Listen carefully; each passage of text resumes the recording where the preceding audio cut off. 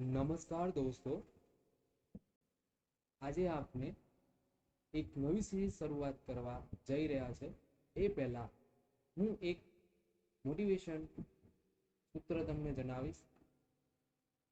તો હિંમતની કિંમત એ મેદાનમાં થાય છે. હિંમતની કિંમત એ મેદાનમાં થાય છે. ભણેલાની કિંમત એ પરીક્ષામાં થાય છે. ભણેલાની કિંમત એ પરીક્ષામાં થાય છે. તો મિત્રો, આજે આપણે પ્રાચીન ભારતના ઇતિહાસ વિશે વાત કરવાના છીએ અને ચેપ્ટર બાય ચેપ્ટર આ જે ઓડિયો સિરીઝ આપણે યુટ્યુબમાં મૂકવાના છીએ, જે તમે નિહાળવાનું ચૂકશો નહીં. એનું આ પ્રથમ ચેપ્ટર છે, પ્રાચીન ભારતીય ઇતિહાસના સ્ત્રોતો. જો આપણે જો કોઈ પણ ઇતિહાસની શરૂઆત કરવી હોય, કોઈ ઇતિહાસને જાણવાની શરૂઆત કરવી હોય, તો એને કઈ રીતે એ અમલમાં આવ્યો છે, એ કઈ રીતે આગળ આવ્યો છે. ઇતિહાસ એટલે જૂની વાત, બરાબર? ઇતિહાસ એટલે જૂની વાત. તો અત્યારે આપની સમક્ષ જે વાત છે એ વાત કઈ રીતે આવી છે, એ વાતને જાણવા માટે કયા સ્ત્રોત છે, એ સ્ત્રોતને પ્રાચીન ભારતીયના ઇતિહાસના સ્ત્રોત તરીકે અહીંયા મેં એક ચેપ્ટરમાં લીધું છે. તો જો મિત્રો, આપણે બેઝિકથી શરૂઆત કરીએ કે ઇતિહાસ શબ્દ છે એ સંસ્કૃત ભાષાના મૂળ શબ્દ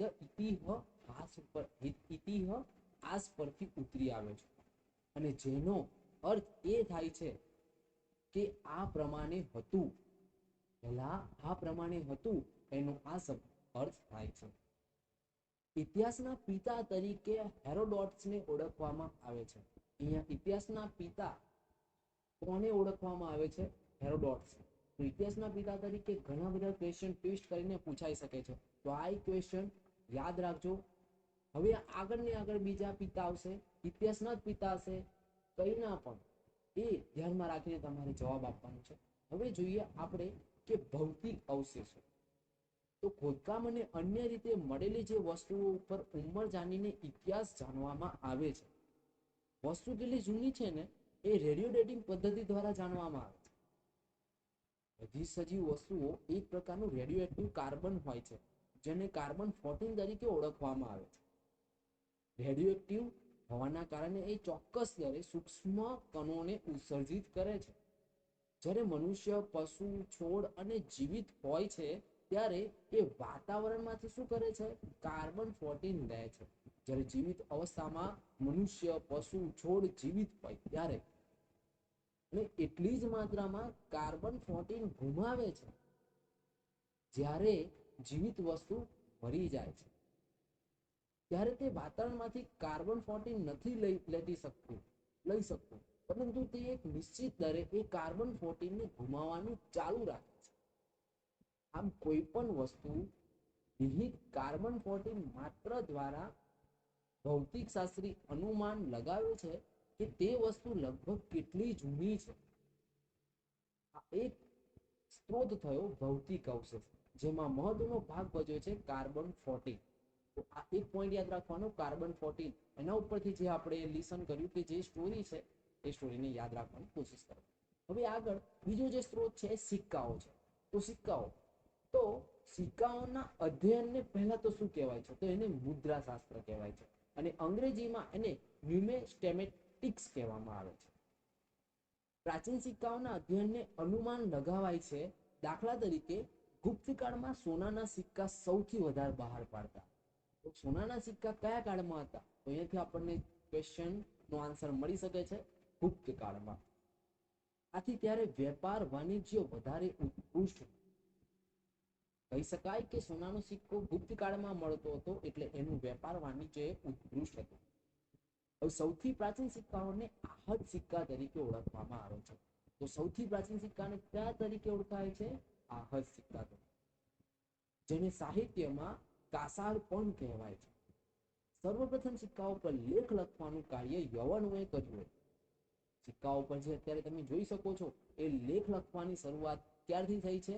યવનોએ કરી છે. ત્રીજો સ્ત્રોત છે એ અભિલેખો છે. તમે જાણતા જશો કે અભિલેખ શું છે.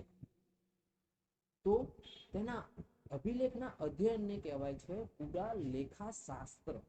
અને એને અંગ્રેજીમાં એપિગ્રાફી કહેવાય છે.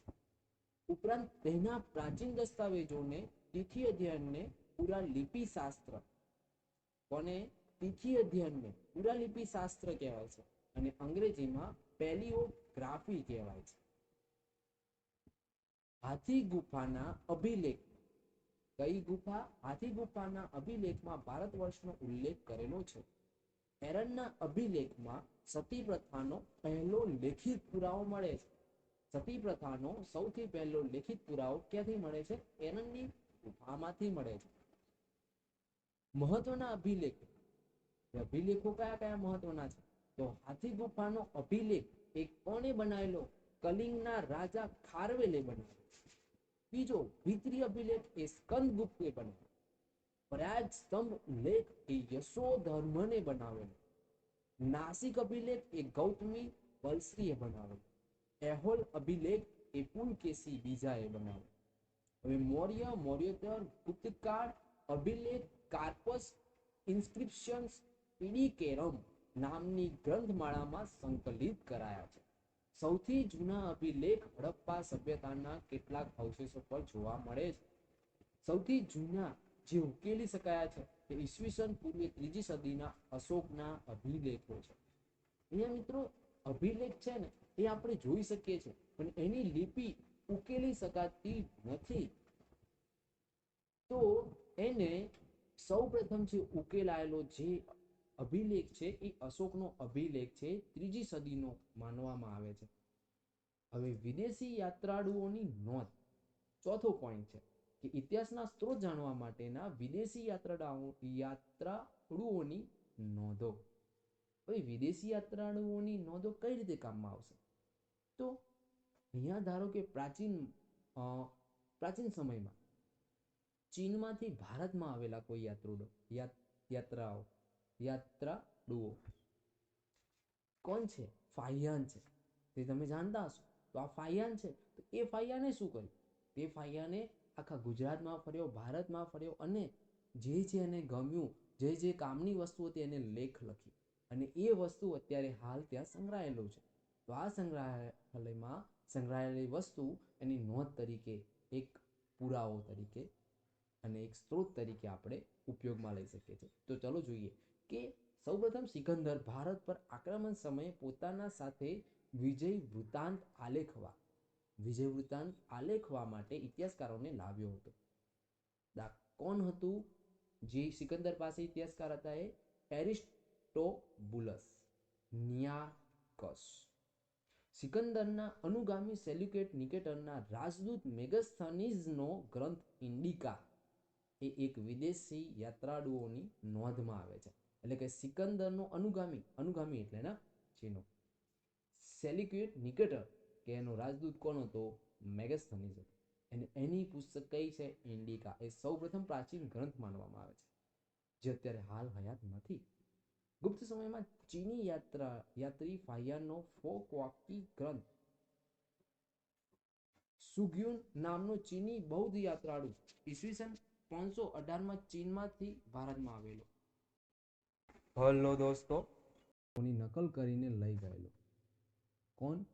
સુગ્યુન નામનો ચીની બૌદ્ધ યાત્રાળુ. હવે હ્યુ એન્ડ સાંગ ઈસવીસન 629માં જ્યારે ભારતમાં આવેલા ત્યારે હર્ષવર્ધનનો સમયકાળ હતો અને તેને વર્ણન ચિયુકી ગ્રંથમાં કરેલું છે. છેલ્લો ચીની યાત્રાળુ ઇત્સિંગ હતો કે જે ઈસવીસન 673 થી 695માં ભારતમાં આવેલો. હેરોડોટસે તેના પુસ્તક હિસ્ટોરિકામાં ઈસવીસન પૂર્વે 5મી સદીના ભારત ફારસ સંબંધનું વર્ણન કરેલું છે. સિરિયાના રાજા એન્ટિયોકસે મોકલેલા રાજદૂત માયોમેક્સે બિંદુસારના દરબારમાં રહીને વર્ણન કરેલું છે. પેરિપ્લસ ઓફ ધ ઇરિથ્રિયન સી નામના પુસ્તકમાં ઈસવીસન 80ના આસપાસના સમયમાં ભારતના બંદરો અને વેપારો વિશેની જાણકારી છે. અરબી લેખક અલ બરુની મુહમ્મદ ગઝની સાથે ભારત આવેલો અને તેની કૃતિ કિતાબુલ હિંદ મહત્વપૂર્ણ છે અને એનો અર્થ થાય છે ભારતની શોધ. અહીંયા ગુજરાત રિલેટેડ એક ક્વેશ્ચન પૂછાય છે કે સૌ પ્રથમ ગુજરાતને ગુજરાત તરીકે ઉલ્લેખ કોને કરેલો? તો અલ બરૂની. કઈ પુસ્તકમાં? કિતાબુલ હિંદમાં. પાંચમો સ્ત્રોત ધર્મગ્રંથો અને ઐતિહાસિક ગ્રંથો. ધર્મગ્રંથો એમાં મુખ્ય વેદો ઋગ્વેદ, યજુર્વેદ, સામવેદ, અથર્વવેદ, પુરાણો, ઉપનિષદો, સ્મૃતિ ગ્રંથો વગેરે જેની માહિતી વૈદિક સંસ્કૃતિમાં વિસ્તારથી આપેલી છે. ચાણક્યનું અર્થશાસ્ત્ર મૌર્યકાલીન ઇતિહાસની સમજ આપે છે. કલ્હણનું રાજતરંગીણી કાશ્મીરના ઇતિહાસ વિશે સમજૂતી આપે છે.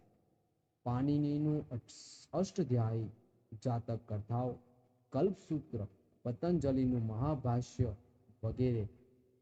અલી અહમદનું ચચનામા એ આરબોનું સિંધ પર આક્રમણનું વર્ણન કરે છે. વિદ્યાર્થી મિત્રો, દોસ્તો, આપણે 5 સ્ત્રોતો જોયા છે કે જે ખૂબ ઉપયોગી સ્ત્રોત છે અને આ સ્ત્રોત દ્વારા આપણે આપના ઇતિહાસ વિશે જાણકારી મેળવી શક્યા છીએ. એના વિશે માહિતી મેળવી છે. હવે આગળના ચેપ્ટરમાં આપણે યુગ વિશે જોઈશું. જુદા જુદા યુગ વિશે માહિતી મેળવીશું. જો તમને આ ગમ્યું હોય તો લાઈક, શેર અને સબસ્ક્રાઇબ કરવાનું ભૂલશો નહીં. Thank you for listening. નમસ્કાર દોસ્તો.